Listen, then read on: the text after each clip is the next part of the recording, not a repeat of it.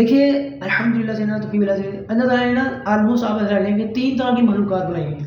پہلا کیا اسے ہم کہتے ہوتے ہیں کیا بے جان چیزیں جس کے پاس کانشیس نہیں ہے، ان کانشیس کائنڈ آف. ایسے تو یہ جا رہی ہے، دیکھ رہی ہے، سن رہی ہے، ایسا کچھ ہے اور آگے جا کے بولے گی بھی. لیکن آپ کہہ سکتے ہیں کہ بھائی پہلی چیز جو ان کانشیس ہے، بے جان ہے، بولتی ہی نہیں نہ سنتی ہے، ٹھیک ہے، ان کانشیس.